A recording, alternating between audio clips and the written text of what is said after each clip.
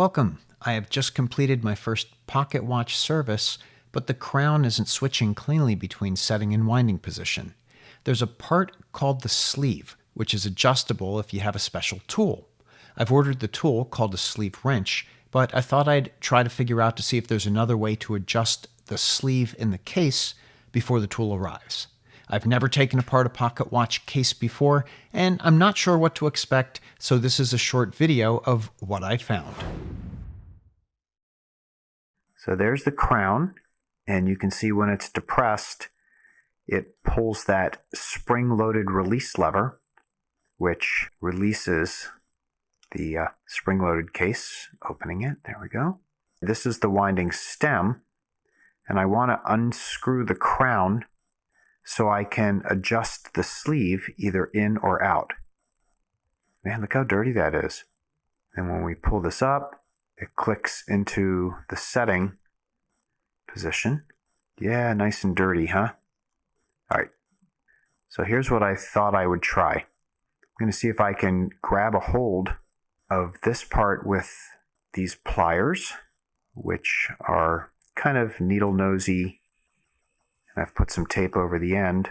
See if we can get a hold on here. We can back out our view a little bit. Let me see if I can unscrew this now. There we go. Well, it feels like it's unscrewing. There we go. So you hold on to the stem, and that felt a little spring-loaded. Okay. So there's the crown, and there's the winding stem. So here's the stem, and it seems to be held in place. This is the sleeve. That's the part I'm trying to learn. So the sleeve sets the depth of the stem. Grab some heavier tweezers here. I don't want to mess up the thread, but let's see. Okay, so now it's in the setting position. So here's the sleeve, and this sleeve screws in and out to adjust the height of the stem to help you better engage the setting and winding positions. Let's see. Can we span with tweezers? Let me see. Yes, there we go. Okay. So it does look like it's possible to adjust this sleeve in and out, but that's what the sleeve wrench is going to do. That one feels pretty tightened down. So if that's the extreme, I'm more comfortable unscrewing it. Let's see if we can get them out. Well, it looks like it's coming. I hope I'm not doing damage. Yeah, it's getting looser. This is certainly new territory for me because wristwatches don't work like this. But in the interest of getting things clean for a restoration, then being able to take apart the case, that's a nice perk. Oh, is it loose enough now for me to just spin out? Let's see. Switch to my brass tweezers. Yeah.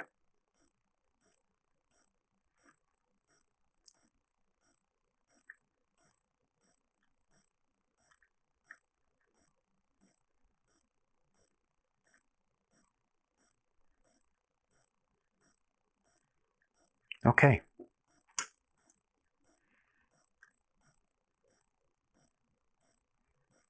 And there we go. So there's the whole assembly. So here's the threaded end where the crown attaches. Here's the stem. And this is the sleeve. Let's see. There we go.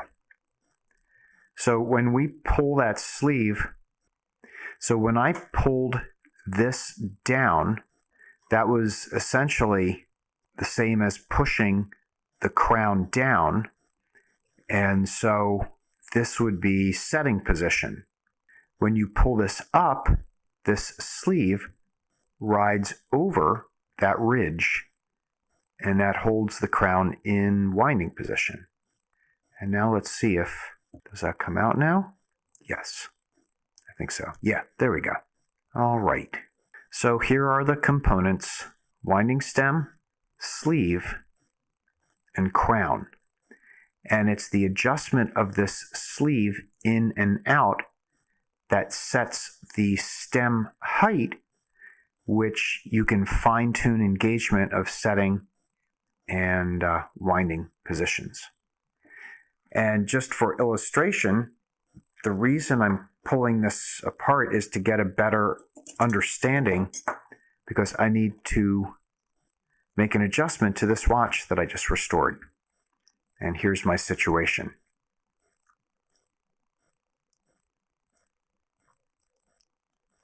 So with the crown in the out position, it sets.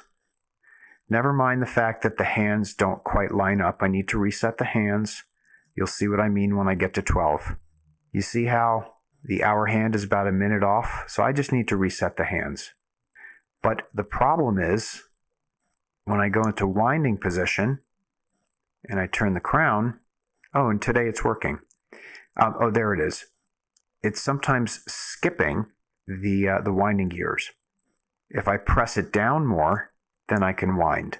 I need to set the crown stem a little bit deeper, and so the way I'm going to adjust that is by screwing that sleeve down a little bit further into the tube, and that will move this end of the stem, push it down more, so winding position will be engaged easier, better.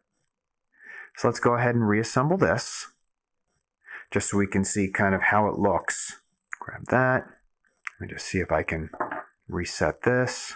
There we go. That slides on. Okay. I think that's pretty close. We can move it one more stop. So now we want to drop this assembly back into the tube. See if I can get this started.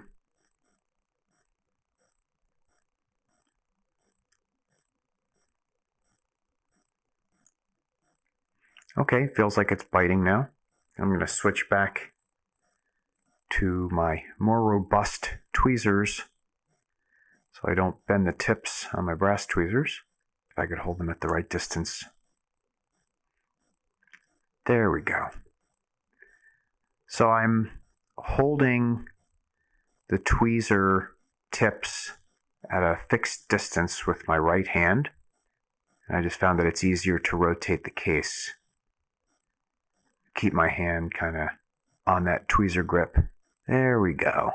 So that looks like it's almost back to about where we started.